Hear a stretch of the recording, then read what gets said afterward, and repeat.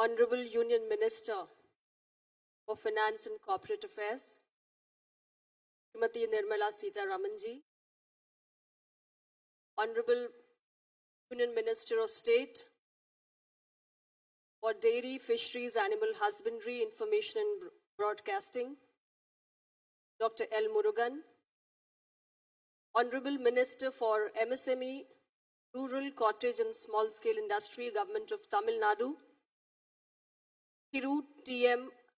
Anbarasanji, our very special guest, Dr. Sarah, senior officers from the Government of India and State Government of Tamil Nadu, our esteemed guests from the exporter fraternity, from the industry, friends from the media, ladies and gentlemen. Vanakkam, good afternoon, and a very warm welcome to all of you. Thank you very much, everyone, for joining us today for this very important initiative of the Ministry of Commerce and Industry, the Stakeholders Outreach Program on the recently concluded India-UAE FTA, the Comprehensive Economic Partnership Agreement, and the India-Australia ECTA. Ladies and gentlemen, under the grand vision of the Honorable Prime Minister Shri Narendra Modi ji, with the support and blessings of our Honorable Finance Minister Srimati Nirmala Sitharamanji, who is here as Chief Guest today to address us all and encourage our exporter community and our industry, and each one of us, and with the dedicated and passionate leadership of Honorable Commerce and Industry Minister of India, Shri Piyush Goyal ji, we see the conclusion of these two very important FTAs, the India-UAE CEPA and the India-Australia ECTA. And we at the Ministry are making all efforts to reach out to all our stakeholders across the country, because we want you to understand the nuts and bolts of this agreement, to understand the scope of this agreement, to be able to understand the opportunities that lie ahead for you and be able to benefit from it. I was very happy to hear Mr. Sarangi say that a great deal of optimism could be seen amongst you all during the course of the panel discussions. So I would say well begun is half done. This is exactly why we are here today amongst you all. We want you to leverage conducive platform which has been created with the conclusion of these two bilateral agreements and be able to make use of the opportunity the best possible way. Ladies and gentlemen, you've all been witness to India's trade and commerce journey. And today you would not disagree with me if I say that we are creating history in this journey. Every day there is a significant milestone that we are achieving. India's trade and commerce is passing through a watershed moment. Our exports are today at a record high. 675 billion is not a mean achievement at all. Merchandise exports target, which was set at $400 billion, has been surpassed, and we stand today at $419 billion. Similarly, the services export have been to the tune of $254.4 billion. Ladies and gentlemen, these achievements make us even more ambitious.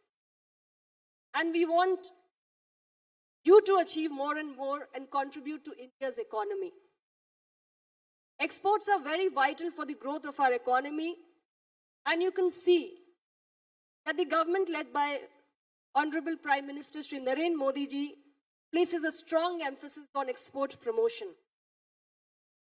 And it is a proud moment for us that despite all COVID challenges, and the horrible ways in which the global supply chains were disrupted, India was still able to fulfill all its export obligations, and which is why we as a nation have emerged as a very trusted partner, as a very trusted nation insofar as the global supply chains are concerned.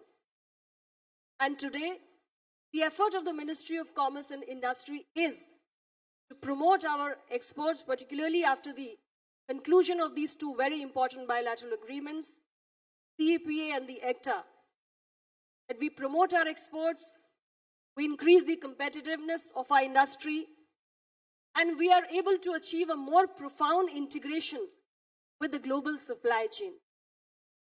Ladies and gentlemen, you would all agree with me if we say that Government of India concluded one of the fastest agreements in the form of the India-UAE CEPA.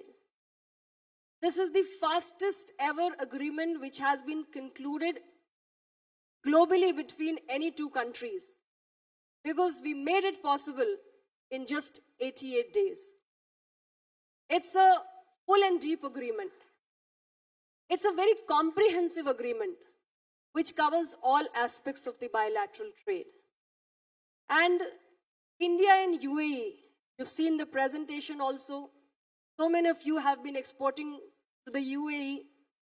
You know that we are the top trading partners. UAE is the third largest trading partner for India, and India is the second largest trading partner of the UAE.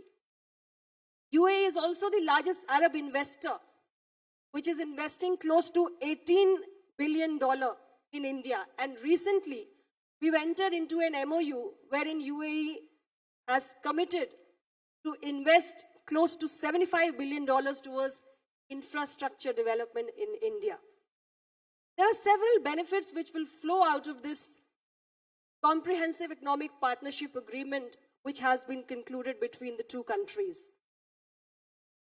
We all understand that after the conclusion, and this CEPA has even come into effect, you know, the first shipment, the first consignment of jewelry products has already been flagged off to the UAE on 1st of May this year.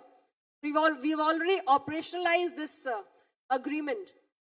And this is not just opening market access for our exporter community, the UAE, but also to the Arab and the other African countries. So there is a huge scope, and there is so much of employment opportunity which will be generated. Close to 1 million new jobs are expected to be created after the conclusion of this CEPA. It is going to benefit 35% of the UAE's population of Indians who reside there. So in a way, it will lead to a growth in the remittances back to India. And insofar as the size of our bilateral trade is concerned, which stands at $60 billion today, it is expected to grow to the tune of $100 billion for merchandise and $15 billion for services in the next 5 years, which will be almost double the pre-pandemic levels. And UAE's immediate zero duty market access offer, India will cover most of our labor-intensive sectors, which is the good news.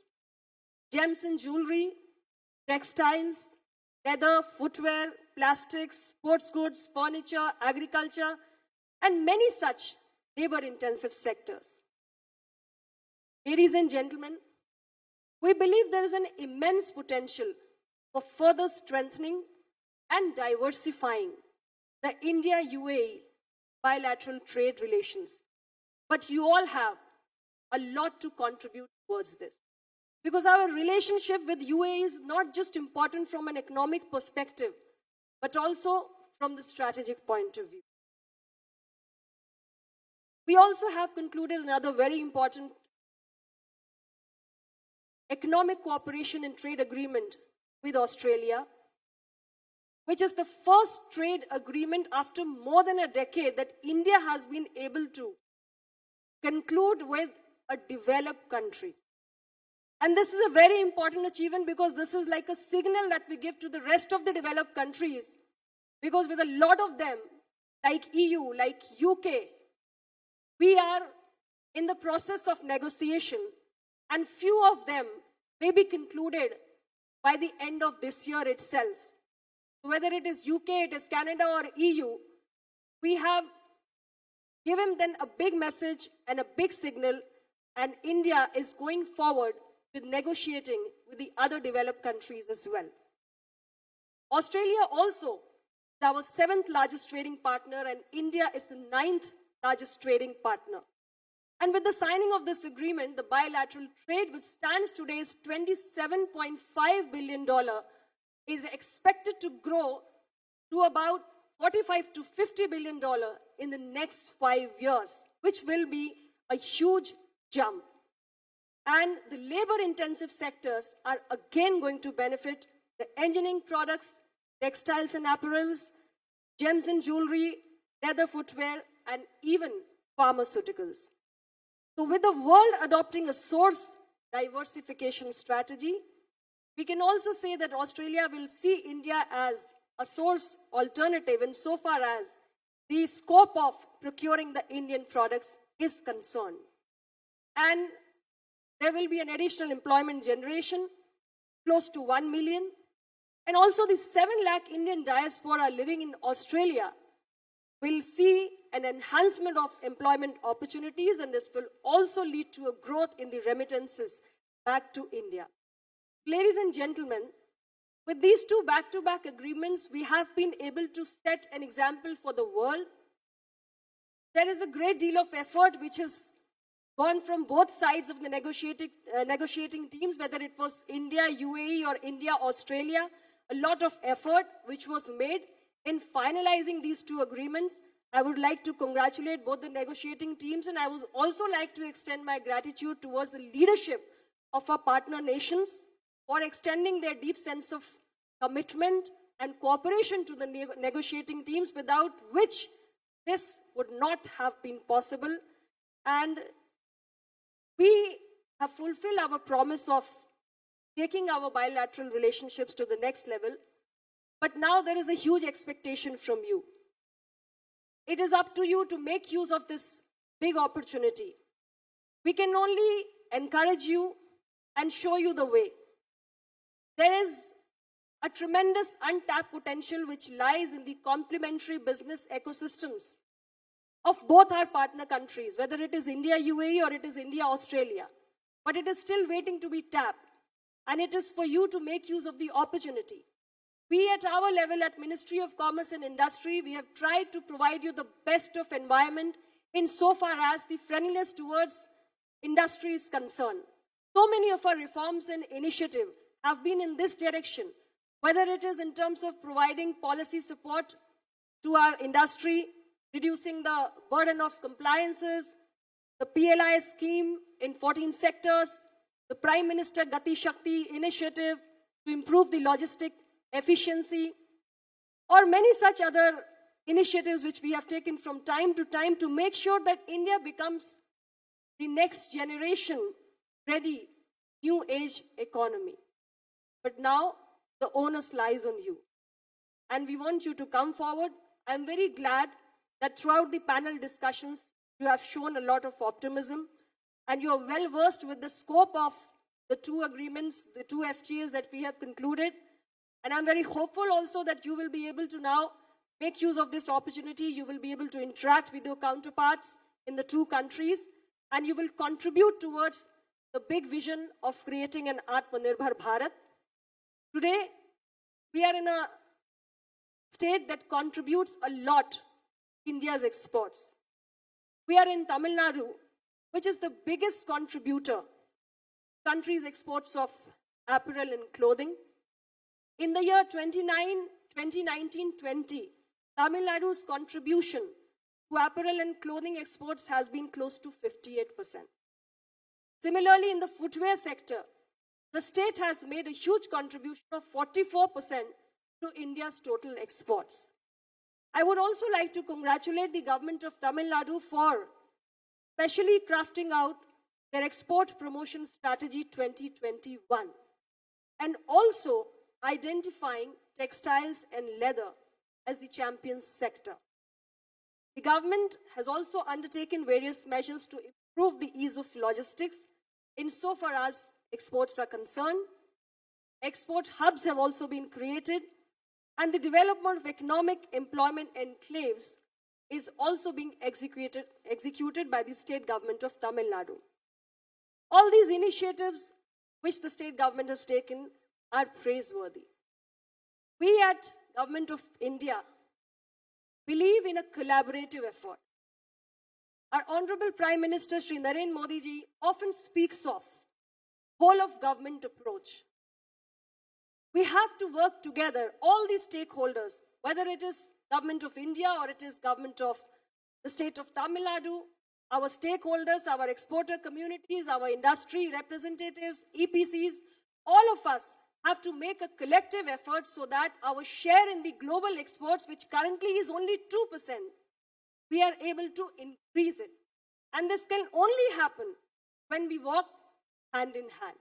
So I appreciate the efforts that the state government is making, and I would urge and appeal to all of you to ensure that we work together and we are able to fulfill this big vision of Atmanirbhar Bharat, which cannot be realized unless we all decide to work in harmony with each other. Ladies and gentlemen, the central government has also formulated very important schemes like the Integrated Textiles Part Technology, upgradation and integrated development of the leather sector. All this is to further the objective of making India as an export hub for textiles. My ministry and officials are always ready to assist you and handhold you through the processes and procedures and explain you the nuts and bolts and scope of the agreement and also help you showcase your products in the international markets. I'm happy to inform you that we are also supporting the Federation of the Tamil Nadu Chambers of Commerce and Industry in organizing training programs on the export and import management in 3 cities of the state.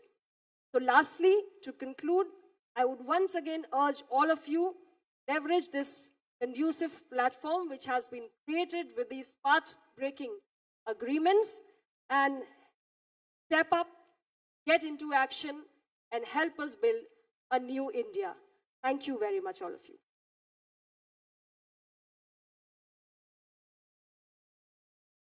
Thank you, Madam, for your passion.